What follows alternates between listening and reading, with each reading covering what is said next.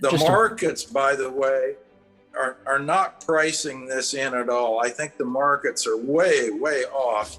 If you look what the markets are pricing in, they're pricing in about 3.2% inflation on average for the next 2 years. So it's going to be about double that. Adjusted for inflation, incomes have gone up, so living standards have gone up. And when you think about it, there are all kinds of things we didn't even have in 1955. I mean, in 1955, we just bought our first television.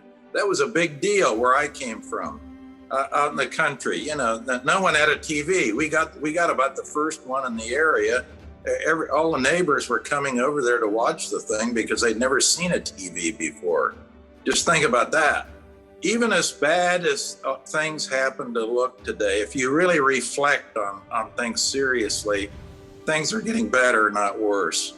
Okay. From a living standard point of view, what's happening? You see now the first thing we talked about is kind of the broad picture of living standards over a long time, and definitely they're unambiguously getting better. The short-term thing now you're talking about is what's happening to the wage versus inflation battle right now. And wages have not been keeping up with inflation. Mm-hmm. People didn't anticipate the inflation that we have. Almost no one predicted it except John Greenwood and myself. So as a result, they didn't demand higher wages to accommodate that increased inflation that's actually occurred. They will step up to the plate in the next rounds of wage negotiations and demand higher wages to try to keep up. That's the way it always works. They're not going to stay in the hole, forever watching their inflation-adjusted wages and income go down over time. They're going to demand adjustments upwards. Well, first of all, the Atlanta Fed is one thing. The thing I'm going by is Greenwood and Hankey. We think there's a 70% probability we'll be in a recession by the end of the year or early next year, using the quantity theory of money, using MV, money times velocity equals PY, the price level, times Y, the real rate of economic growth or activity. So we will be in a stagflationary situation. And I would not bet on the scenario you gave where companies are going to be squeezed and they're not going to be accommodating wage increases, because right now their balance sheets are pretty strong. Companies are in pretty good shape. And I think there'll be some upward adjustment in wages. So the next round of wage increases will be upward. For those who receive the checks, it'll be a windfall that they'll put in their pocket, but it's a gimmick. It doesn't have anything to do with controlling inflation. Inflation is always and everywhere caused by one thing: too much excess money being created by a central bank. So the relief checks it's literally a political populist gimmick.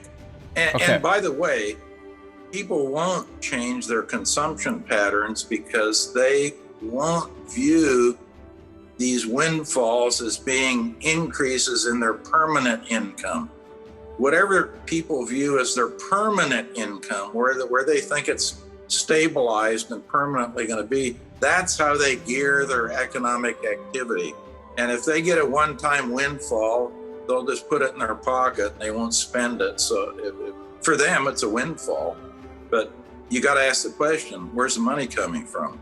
It's coming out of somebody else's pocket. Maybe it's coming out of their own pocket. It's like a temporary tax cut. Temporary tax cuts are usually just gimmicks.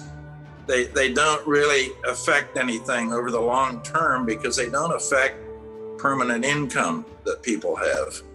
They're just temporary windfalls. Point number one, they tax people too much in the first place. That's why they have the big surplus. They should be refunding most of the money. And instead of saying, oh, we're great people, we're giving you some inflation relief money, they should say, we made a huge mistake. We overtaxed you tremendously. The state's running a huge budget surplus and we're giving you a refund. I did that work with John Greenwood, as you know. And we published that in the Wall Street Journal on July 20th, 2021, about a year ago. So we made the forecast about a year ago. We were the only ones who ever actually put a number on anything. And let's face it, we did hit the bullseye. No one's perfect. We said it might get up to 9%. It's 9.1. That's pretty close. Now, the interesting thing about that is that since we were the first and only ones to ever accurately predict what has actually happened, I think only one major publication, Fortune magazine, has run a couple of articles on this. Very accurate forecast. Yes. The greatest inflation we've had in 41 years, and no one reports on it. And Greenwood and I have written a whole series of articles in the Wall Street Journal on this. So it's not a deep, dark secret of some obscure publication by some academics and whatnot. It's in the big journal. Okay. Everyone knows about it, and no one reports about it. No one asks a simple question. Well, how did you do it? Do you have a crystal ball or do you have a model? No, we have a model, a quantity theory of money, MV equals PY. That's how we get there. It's a model that's been around since the 16th century, and it worked like a charm. Now, the question you ask is this the peak? And I would say, yes, probably pretty close to the peak or the peak. We said 9%, it's 9.1. So that would suggest that a year ago, we thought 9 was going to be about the peak. And now, where are we going from here?